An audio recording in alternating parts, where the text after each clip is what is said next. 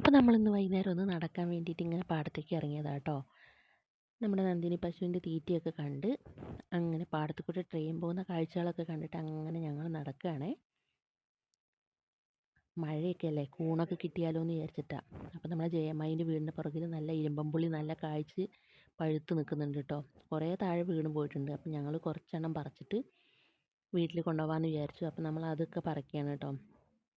ഒരു കുഞ്ഞു തോട്ടിയാണ് കിട്ടിയത്, അതുകൊണ്ട് ഉള്ളതൊക്കെ കുറച്ച് കുലുക്കി പറിച്ചിട്ടുണ്ട്.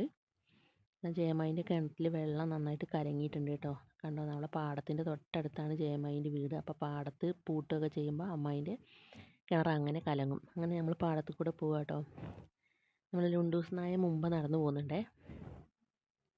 പാടത്തിൻ്റെ വരമ്പിൽ നിന്നുണ്ടോ ഞൗണിങ്ങേൻ്റെ തൊണ്ടൊക്കെ കിടക്കുന്നത്. രാത്രി കുറുക്കനോ കൊറ്റിയോ എന്താണാവോ തിന്നിട്ടിരിക്കുന്നത്. ലുണ്ടുമോൻ നമ്മളെ കൂടെ വരാൻ താല്പര്യമില്ല പറഞ്ഞിട്ട് അവൻ ചെളിയിലേക്ക് ഇറങ്ങി കേട്ടോ. അപ്പോൾ നമ്മൾ നേരെ നടക്കുകയാണ്. പൂമ്പക്കുട്ടി പിന്നെ പാടത്ത് വന്നിട്ടുണ്ടെങ്കിൽ അവൾക്ക് മുമ്പിൽ ഓടിപ്പോണം, വീഡിയോ എടുക്കണം. അങ്ങനെ അപ്പുറം നേരെ ഇപ്പോൾ കാണുന്നൊരു ഗ്രൗണ്ടാണേ, അവിടെ ഒരു ഊഞ്ഞാലുണ്ട്. അത് ആടാൻ വേണ്ടിയിട്ടാണ് അവൾ മുമ്പ് ഓടുന്നത് കേട്ടോ. അവൾക്ക് വന്നിട്ടുണ്ടെങ്കിൽ ഏക ഇഷ്ടപ്പെട്ട പണി ഇതാ ഈ ഊഞ്ഞാലിൽ കയറിയിട്ട് ആടുകയാണ്. ഇവിടെ ഒന്നുമില്ല, 2-3 ഊഞ്ഞാലുകളുണ്ട് ഇങ്ങനത്തെ. ഒന്ന് നമ്മുടെ സാധാരണ ഊഞ്ഞാലും ഒന്നിങ്ങനെ ടയറൊക്കെ കെട്ടിയിട്ടുള്ള ഊഞ്ഞാലുകളായിട്ട് അങ്ങനെ ഊഞ്ഞാലുകളുണ്ട് കേട്ടോ.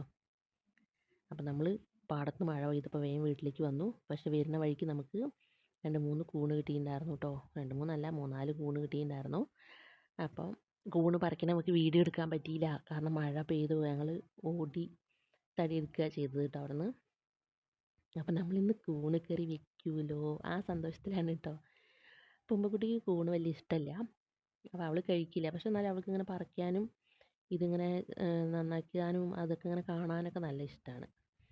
അപ്പോൾ നമ്മൾ കൂണൊക്കെ എടുത്ത് ഇങ്ങനെ മുറത്തിലേക്ക് വെച്ചു. അതിൻ്റെ ഫോട്ടോ ഒക്കെ എടുത്തു. ഇനി കൂണൊക്കെ ക്ലീൻ ചെയ്യണം.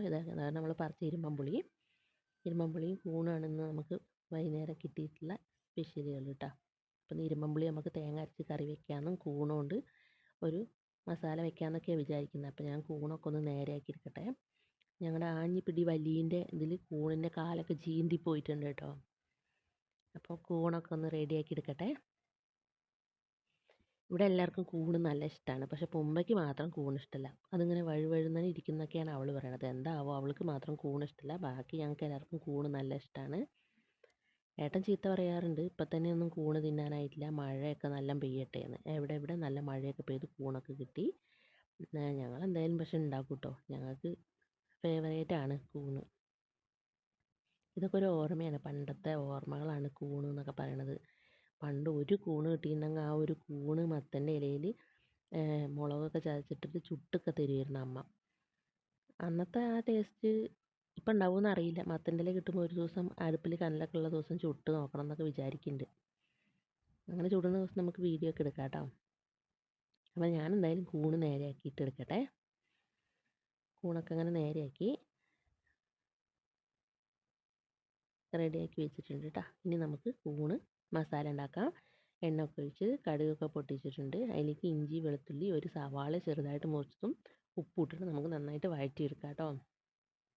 അത് വഴന്ന് വന്നതിലേക്ക് നമുക്കൊരു തക്കാളി, കുറച്ച് മഞ്ഞൾപ്പൊടി, പിന്നെ മസാലപ്പൊടികൾ മുളക് പൊടി, മല്ലിപ്പൊടി, കുറച്ച് ചിക്കൻ മസാലയും കൂടെ ചേർത്തിട്ടുണ്ട്.